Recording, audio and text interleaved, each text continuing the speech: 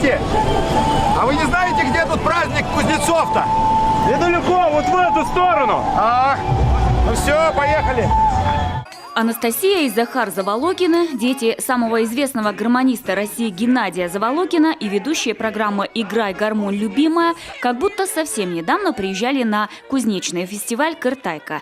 С нашим телеканалом тогда они делились самыми теплыми впечатлениями о жителях нашего края. Приятно то, что здесь ценят традиции.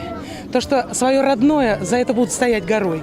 И мы это тоже всегда чувствуем. Видно, что все любят свой край, свою коми-землю.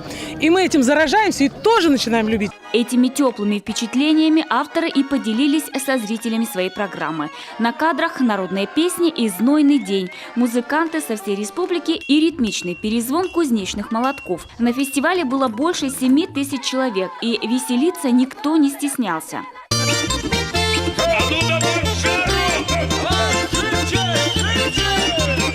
Кумий-язык для именитых ведущих тоже в диковинку. А ведь, как известно, народное творчество без народного языка никуда. А будет песня на коми-языке? Будет песня на коми-языке? Про любовь. Про любовь? Любовь какую? Смешную или грустную? Шуточная, веселая? Ну, там хоть маленечко скажите, про что? О том, как молодой человек спрашивает у девушки, выйдешь за меня замуж или нет. Она говорит, да ты криворукий, кривоногий. О, какая честность. Главные герои, конечно, гармонисты. Многие из участников всю свою творческую жизнь мечтали сыграть именно для этой программы.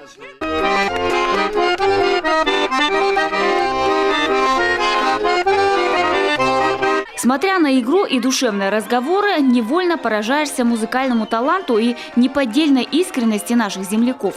Хотя гости в долгу не остались и для республики тоже спели. Мы сейчас у кузницы счастья, которую сделали все кузнецы, которые приехали на этот замечательный праздник. Всем счастья! Прощальные частушки.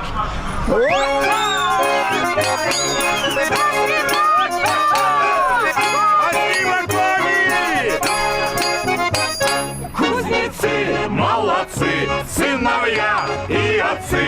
Звяк, дзынь, дзынь, звяк, только в коме могут так.